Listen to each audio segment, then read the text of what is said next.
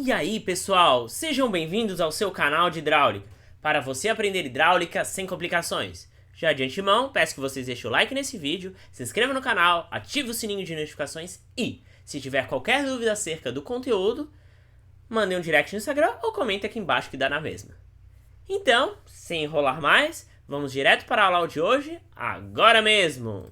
Na aula de hoje nós vamos prosseguir com o conteúdo de orifícios e bocais. E vamos falar sobre um dos tipos de orifício, que é orifícios afogados. Então a gente vai continuar com o assunto da aula anterior, que é a Lei Geral dos Orifícios, e vamos aplicar agora em orifícios afogados, tá legal? Então vamos lá. O que são orifícios afogados? Orifícios afogados são aqueles em que a região de saída possui o mesmo líquido do que a região de entrada. Ou seja, nós temos basicamente dois tanques com água e uma abertura entre eles. Ok? É isso daí. O que acontece? Vamos pensar como é que funciona o escoamento. O tanque da esquerda está sofrendo uma pressão P1 aqui no buraco do orifício. E o tanque da direita exerce uma pressão no orifício, que é P2. Tá bom? Ok? Como o nível d'água do tanque da esquerda é maior que o nível d'água do tanque da direita, a carga de pressão da esquerda, P1, é maior que a carga de pressão da direita, P2. Ou seja, P1 é maior que P2 e, como P1 é maior que P2, vai empurrar a água do tanque da esquerda para o tanque da direita. Então, o tanque mais cheio tem maior pressão no orifício e, portanto, vai passando a água do tanque mais cheio até o mais vazio, até que os níveis se equilibrem. Ok? Agora, nós vamos descrever o orifício através da carga total. A carga total em orifício afogado, vamos observar bem, nós temos a carga do tanque cheio e a carga do tanque vazio. Carga maior eu vou chamar sempre de H1, carga menor de H2. A carga total sobre o orifício é a diferença entre as duas. Tá, professor, por que a diferença e não a soma? Pelo mesmo motivo que eu expliquei anteriormente. Um reservatório está empurrando o escoamento para um lado e o outro reservatório está empurrando o escoamento por outro.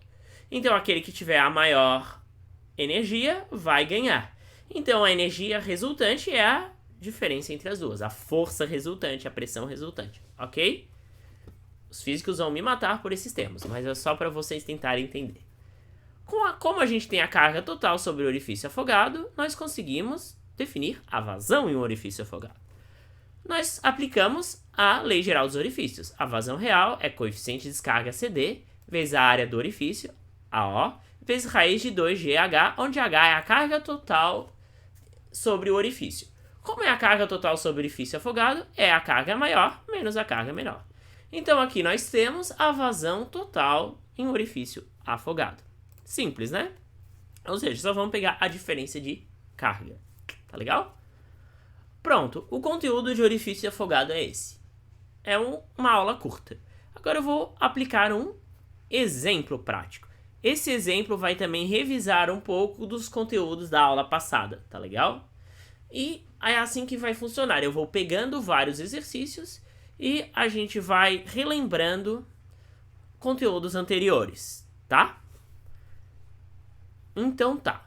Um reservatório de armazenamento está conectado a um tanque anexo através de um orifício circular de diâmetro igual a 20 centímetros, cuja área é calculada para facilitar 0,0314 metros quadrados. O orifício encontra-se 15 metros abaixo do nível d'água do reservatório e 10 metros abaixo do nível d'água do tanque anexo. Buscando manter o nível do tanque sempre constante, será instalado um outro orifício no tanque anexo, idêntico ao primeiro, para descarregar o excedente de água na atmosfera. Sabendo que ambos os orifícios possuem um coeficiente de contração CC de 0,70 e um coeficiente de velocidade CV de 0,90, determine a que altura do topo do tanque deve ser instalado o orifício e a vazão de saída. Ou melhor, determine a que profundidade do topo do tanque deve ser instalado o orifício. E também determine a vazão de saída. Tá? Então vamos lá. Nós temos, para ilustrar, né, deve ter ficado confuso para vocês, mas um desenho sempre ajuda. Nós temos um reservatório de armazenamento que descarrega sua água em um tanque anexo. Esse descarregamento se dá através de um orifício afogado. Por que um orifício afogado? Porque ele está descarregando de um reservatório com água para um tanque com água. Então a região de saída tem o mesmo líquido que a região de entrada. Esse orifício afogado está 15 metros abaixo do topo do nível do reservatório de armazenamento, ou seja, ele tem uma carga hidráulica H1 de 15 metros. E ele está 10 metros abaixo do tanque anexo, do topo do tanque anexo, ou seja, ele está com uma profundidade, uma carga hidráulica 2 de 10 metros. Tudo certo? Então tá. Mas se vocês verem bem, o que aconteceria se só tivesse esse orifício? O reservatório de armazenamento ia encher o tanque anexo e ia começar a extravasar aqui. Tá legal? Eles não querem isso. Eles querem que esse tanque anexo mantenha sempre um nível constante. Então foi instalado um orifício que vai descarregar o excedente para a atmosférica. Esse orifício, como está descarregando de um tanque de água para a atmosférica, ele é não afogado, eu chamei de NA, tá bom? E ele tem uma certa carga hidráulica. Então nosso objetivo é descobrir qual que é essa vazão e qual que é a altura que a gente precisa colocar o orifício, ou seja, a gente precisa descobrir qual é a carga hidráulica a qual esse orifício tem que ser submetido, tá legal? E aqui são os dados de entrada que eu já passei. Quando eles dão o CV e o CC, ou seja, o coeficiente de velocidade e o coeficiente de contração, a primeira coisa que a gente faz é calcular o coeficiente de descarga, são as preliminares, tá legal?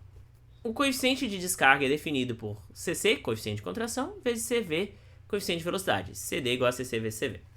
O CD é igual a 0,70, ok, vezes 0,90. Então, o coeficiente de descarga desse orifício é 0,63. Como eles falaram que os orifícios são idênticos, os dois têm os mesmos coeficientes, tá bom? O mesmo coeficiente de velocidade, coeficiente de contração e o mesmo coeficiente de descarga, o mesmo CD. Tá legal? Ok. Agora, a gente vai determinar essa vazão do orifício afogado. Por quê? Porque a gente já tem as duas cargas hidráulicas, então a gente consegue determinar essa vazão. Então, o cálculo da vazão do orifício afogado. A vazão real é igual ao coeficiente de descarga CD vezes a área do orifício afogado, a AF, vezes raiz de 2G vezes a carga hidráulica total a qual o orifício afogado está sendo submetido. Com a carga total que o orifício está sendo submetida é a carga do tanque cheio menos a carga do tanque vazio, porque ele é um afogado. Um está empurrando a água para uma direção diferente. Então vamos substituir valor. A vazão do orifício afogado é igual a 0,63, a área é 0,0314, raiz de 2 vezes 9,8 vezes a carga hidráulica 1 é 15, ó, a carga hidráulica 2 é 10. Então, a vazão é de 0,196 metros cúbicos por segundo, ou 196 litros por segundo, tá certo? Vou deixar esse valor salvo aqui. Agora eu descobri essa vazão. Eu vou calcular agora a vazão no orifício não afogado. Agora vamos pensar. O que ele pediu? Ele pediu para o nível ficar sempre constante, ok? Se o nível ficar sempre constante, o que acontece? Não há variação de volume. A quantidade de água nesse tanque é sempre a mesma. Para a quantidade de água nesse tanque ser sempre a mesma, a vazão de entrada, ou seja, a quantidade de água que entra, tem que ser igual à quantidade de água que sai, para manter um equilíbrio. Então, para manter o nível de água constante, a vazão de entrada deve ser igual à vazão de saída. Por quê? Conservação da massa. Se a vazão de entrada fosse diferente da vazão de saída, o tanque ia encher ou esvaziar, ok? Como a gente já estudou lá em aulas bem anteriores. Então a vazão do orifício não afogado vai ser igual à vazão do orifício afogado, então a vazão do orifício não afogado vai ser 0,196 metros cúbicos por segundo, tá legal? Agora, por fim, determinação da posição do orifício não afogado. A posição do orifício não afogado é a profundidade dele, ou seja, é a carga hidráulica a qual ele está sendo submetido. Então eu vou aplicar a lei geral dos orifícios pequenos nesse orifício aqui. Tá legal? Eu tenho que a vazão do orifício não afogado igual a CD, coeficiente de descarga, vezes a área do orifício não afogado, que é a mesma área do outro orifício, vezes raiz de 2G, vezes a carga hidráulica a qual esse orifício não afogado está sendo submetido. Vazão é a mesma, 0,196, CD, coeficiente de descarga, 0,63, a área é igual a 0,0314, raiz de 2G vezes a carga. Isolando a carga, eu tenho que o meu resultado dá 5 metros.